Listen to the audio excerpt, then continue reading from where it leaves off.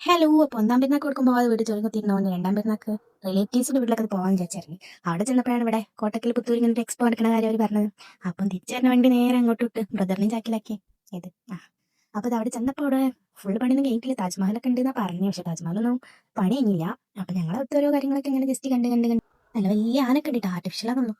അങ്ങനെ അതൊക്കെ കണ്ടിങ്ങനെ വന്നപ്പോഴാണ് മാനിനെ കണ്ടത്. അപ്പോൾ കൂട്ടത്തിൽ കുരിപ്പിനെ പിടിച്ച് എത്തി. പക്ഷേ ഓനക്കതെല്ലാം ഇഷ്ടമായിട്ടില്ല. ഫീസ് എന്താ അറിയാലോ.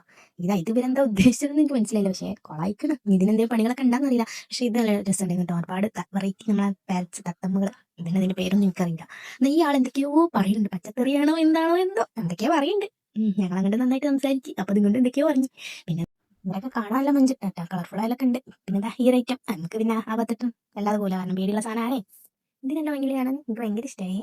പിന്നെ ഒരുപാട് സ്റ്റാളുകളൊക്കെ ഉണ്ടായിരുന്നു, വിത്തുകളും പിന്നെ നമ്മളെ നെസ്റ്റ് മുട്ടായികളൊക്കെ ഉള്ള സംഭവങ്ങളൊക്കെ നമ്മൾ പിന്നെ അവിടെ പോലും ഞാൻ അവിടെ കുറച്ച് സ്റ്റെക്ക് ആയതാ. ഈ ഒരു അച്ചാർ സ്റ്റാണ്ട് മുന്നിൽ ഞാൻ ശരിക്കും സ്റ്റെക്കായി. ഇവിടെ എനിക്ക് കുറച്ച് കയ്യിലെ ടേസ്റ്റ് ഒക്കെ എന്നൊക്കെ തന്നിട്ടോ, നല്ല ടേസ്റ്റ് ഉണ്ടായിരുന്നു, നല്ല എരിവുണ്ടായിരുന്നു. അപ്പോൾ ഞാൻ ഒരു ഇൻസ്റ്റ ഐഡി ഒക്കെ വാങ്ങിയിട്ടാണ് പോകുന്നത്. അടിപൊളി അച്ചാറായിരുന്നു.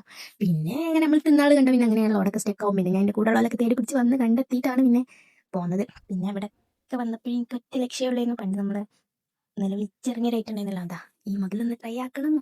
അപ്പം അങ്ങനെ ആയാലും അതിൽ കയറാൻ റെഡി. പിന്നെ നമ്മൾ പ്രത്യേക പ്ലാനോട് കൂടെയാണ് വന്നിട്ടുള്ളത്. ഒരിക്കലും രണ്ട് സൈഡിലും കയറില്ല, സെൻറ്ററിൽ ഭാഗത്തേ ഇരിക്കുള്ളത്.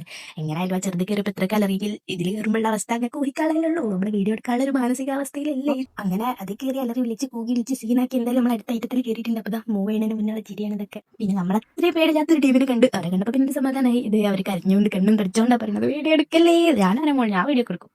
നേരെ എത്തിയിട്ടുള്ള വ്യൂ ഉണ്ടോ, കണ്ണു വന്നിരിക്കുന്നേ ചെറുതായിട്ട്. അപ്പോൾ ഓക്കെ ബൈ.